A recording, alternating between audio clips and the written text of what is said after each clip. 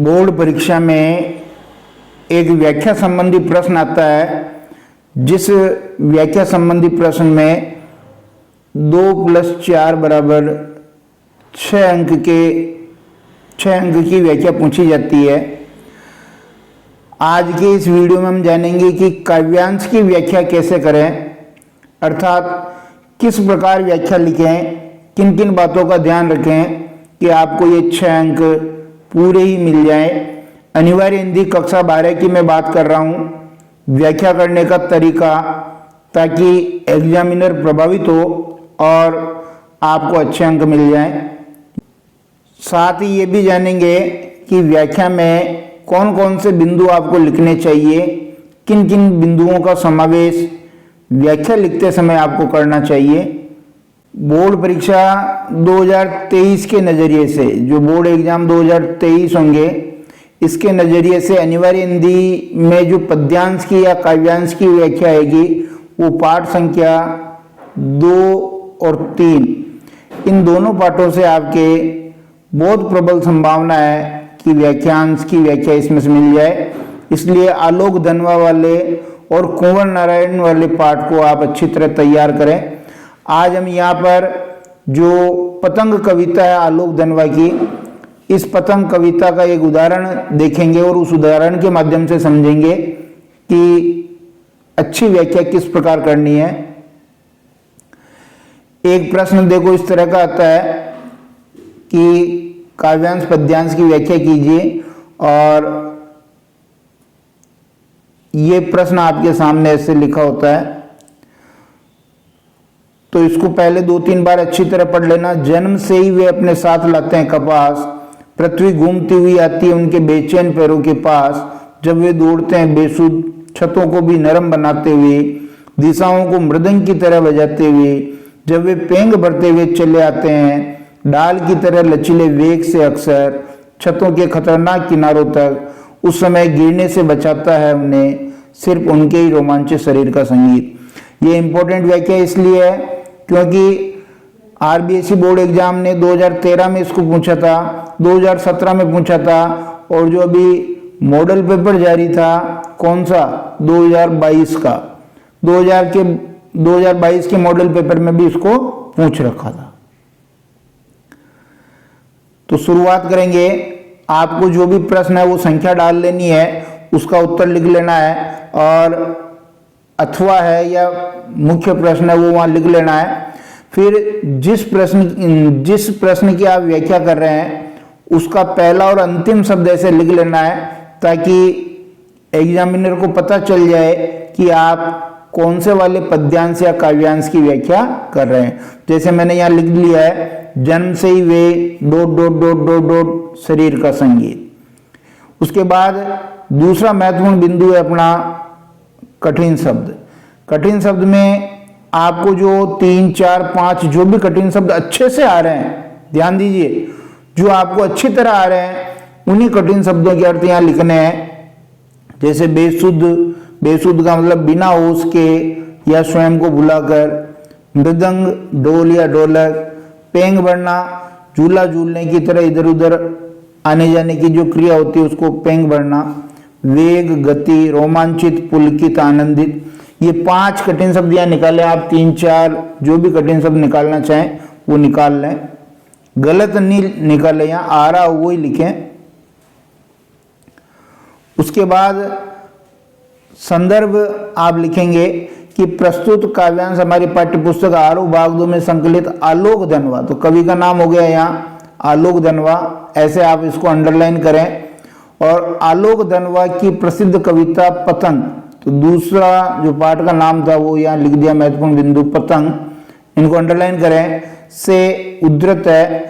7वें 8वें दशक के प्रसिद्ध कवि आलोक धनवा का एकमात्र काव्य संग्रह दुनिया रोज बनती है। ये भी इंपॉर्टेंट है, तो आप ये डाल ले, दुनिया रोज बनती है, क्योंकि इनकी जो पतंग कविता है, ये पतंग कविता दुनिया रोज बनती काव्य संग्रह में संकलित है।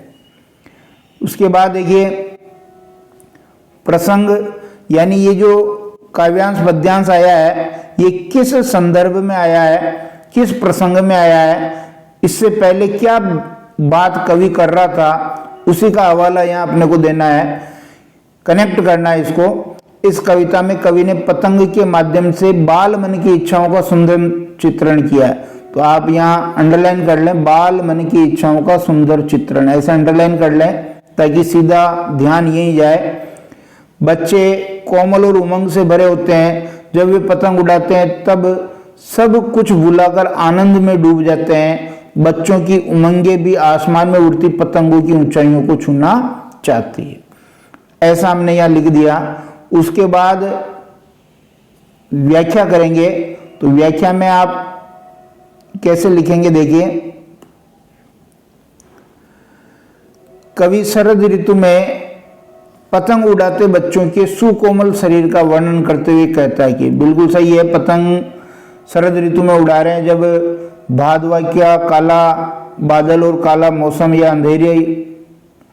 अंधेरे वाला मौसम चला गया, तब उजाले वाला शरद ऋतु का मौसम आया और बच्चे पतंग उड़ा रहे हैं। उनके कोमल शरीर, उनके आनंद, उनकी उमंग, उनके उल्लास का वर्णन यहाँ कवि ने किया है कि वे जन्म से ही रुई के समान कोमल एवं नरम होते। कपास शब्द आया ना, कपास यानी रुई, तो वो उसके समान कोमल और नरम होता है। आपने कपास को देखा होगा, महसूस किया होगा, अगर हम उसको दबाते हैं तो दब जाता है, नरम होता है, मुलायम होता है। और जिस प्रकार कपास सफेद होता है, उसी प्रकार बच्चों का मन भी निश्चल और मलिनता से रहित होता, कोई मेल नहीं होता, कोई कपट नहीं होता। कहने का भाव यहाँ क्या, कपट नहीं होता, बच्चे बिल्कुल मन के सच्चे होते हैं। पृथ्वी भी उनका कोमल स्पर्श पाने के लिए लालायित रहती है, अर्थात बच्चे पतंग उड़ाते हैं तो कभी गिरते हैं, पड़ते हैं, दौड़ते हैं, तो पृथ्वी से उसका एक तादात्म्य स्थापित हो जाता है। पतंग उड़ाने वाले बच्चों को चैन नहीं है, वे मस्त होकर पतंग उड़ाते हुए छत पर इधर उधर दौड़ते हैं, मस्ती में झूमते हैं, पतंग को इधर उधर उड़ाते हुए दौड़ते हैं। ये कविता धीरे धीरे बिंबों की एक ऐसी दुनिया में ले जाती है, यानी इस कविता में बिंबों का एक सुंदर प्रयोग हुआ है, बिंब बहुत अच्छे आए हैं इसमें। जहाँ शरद ऋतु का चमकीला इशारा है, जहाँ तितलियों की रंगीन दुनिया है, जहाँ बच्चों के पैरों के पास पृथ्वी घूमती हुई प्रतीत होती है।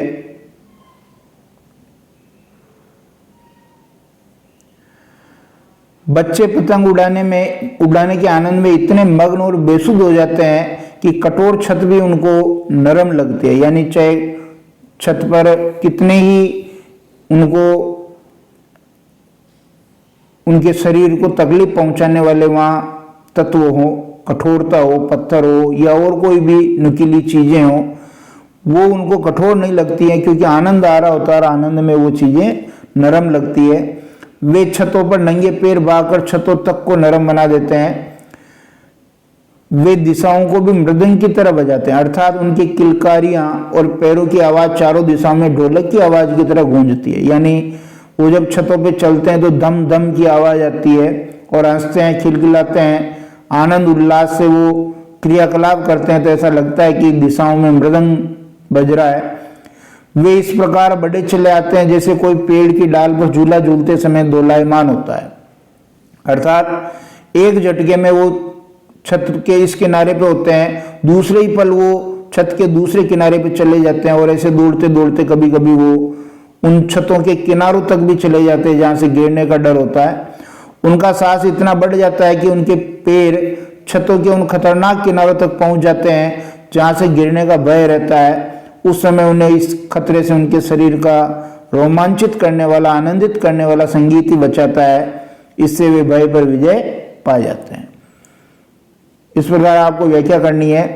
विशेष में आपको कुछ बातें लिख लेनी है, छंद, अलंकार, रस, काव्य गुण, दोष, भाषा शैली। तो कवि ने पतंग उड़ाते बच्चों की इच्छाओं, उमंगों और उनकी चेष्टाओं का सुंदर चित्रण किया, ये तो मूल भाव हो गया। बिल्कुल काव्यांश में यही चीज मुख्य आई है। तत्सम व तद्भव शब्दावली का मिश्रित वर्णन है, यानी तत्सम शब्द भी आए हैं, तद्भव शब्द भी आए हैं। चित्रात्मक शैली है, बिंब है तो चित्रात्मक शैली होनी है, और खड़ी बोली हिंदी का प्रयोग किया गया, यानी चित्रात्मक जो शैली है उसका प्रयोग खड़ी बोली हिंदी में किया गया।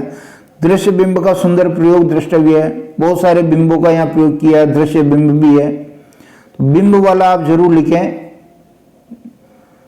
इससे पॉजिटिव प्रभाव पड़ेगा। बिंबों का प्रयोग है, दृश्य बिंब है या स्पर्श बिंब है ना। कपास को जब हम छू के देखेंगे कि मुलायम है कि नहीं है तो वो स्पर्श बिंब है। उपमा और मानवीकरण अलंकार का प्रयोग किया गया, तुलना की गई है कपास से, तो उपमा अलंकार है, मानवीकरण अलंकार भी है। भाषा सरल व सहज है लेकिन भाव गंभीर है। पढ़ने पे ऐसा लगता है कि काव्यांश ठीक है और लेकिन भाव की दृष्टि से देखे तो गंभीर है। मुक्त छंद का प्रयोग हुआ है, निराला जी ने मुक्त छंद का प्रवर्तन किया था, तो मुक्त छंद में एक कविता लिखी गई है। और दिशाओं को मृदंग की तरह बजाना कविता में अनूठा प्रयोग है। तो इस प्रकार ये विशेष में कुछ बिंदु आप लिखेंगे और व्याख्या करेंगे। अगर ऐसा कर पाए आप तो 6 अंक आपको आसानी से मिल जाएंगे। धन्यवाद।